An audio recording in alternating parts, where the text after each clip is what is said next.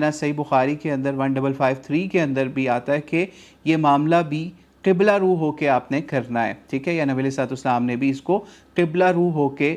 کیا۔ اور صحیح بخاری کے اندر ہی 1570 کے اوپر جو تلبیہ آتا ہے جو نبی علیہ السلام حج کے سفر کے لیے، عمرے کے سفر کے لیے پکارا کرتے تھے، وہ اس طرح سے ہے: لبیک اللہم لبیک، لبیک لا شریک لک لبیک، ان الحمد والنعمت لک والملک لا شریک لک۔ یعنی اس کا مطلب یہ ہے لبیک اللہم لبیک، کہ حاضر ہوں اے اللہ، میں حاضر ہوں، لبیک لا شریک لک لبیک، اے اللہ آپ کا کوئی شریک نہیں، آپ کا کوئی ثانی نہیں، آپ جیسا کوئی بھی نہیں ہے۔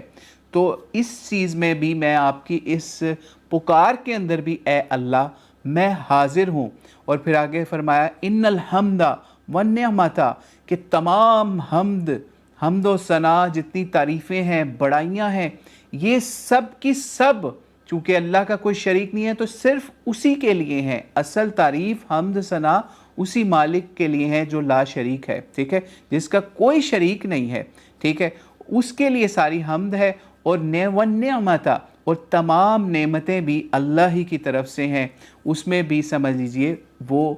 مالک ہے ہمارا۔ اور پھر کہا لک والملک، اور جتنی بادشاہی ہے یا ملک ہے، سلطنت ہے، دنیا ہے، سب چیزیں جو ہیں اس کی اختیار یا اس کی بادشاہی اللہ کے پاس ہے، لا شریک لک، اور اس کے اندر اس کا کوئی شریک نہیں، ٹھیک ہے۔ یعنی آپ یہ سوچئے کہ کلمہ توحید کس طریقے سے اللہ تعالیٰ کے اس آخری رسول علیہ السلام نے، انہوں نے ہمیں یا مسلمانوں کو حج کے آغاز کے اندر، حج کی نیت کے طور پہ، حج کے سفر کے آغاز کے طور پہ کس طریقے سے اعلان کیا کہ ہم اس اللہ کے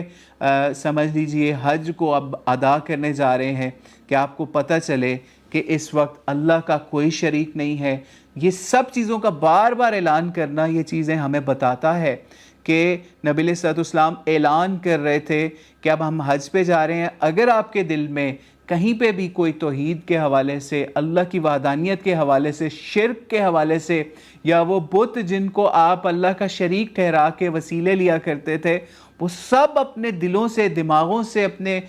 نالج سے ہر چیز کو وائپ آؤٹ کر کے یہ سمجھ لیں کہ ایک اللہ ہی ہے وحدہ لا شریک، جس کی ہم عبادت کرتے ہیں، جس کی ہم تعظیم کرتے ہیں، اس لیول کی تعظیم، اس لیول کی عبادت، اور اس کے علاوہ ہم کسی کو نہیں پکار سکتے، نہ اس سفر میں، نہ زندگی کے کسی اور معاملے کے اوپر۔ تو یہ ٹریننگ ہے، سمجھ لیجئے اسی کلمہ توحید کے سفر کی جو ہم نے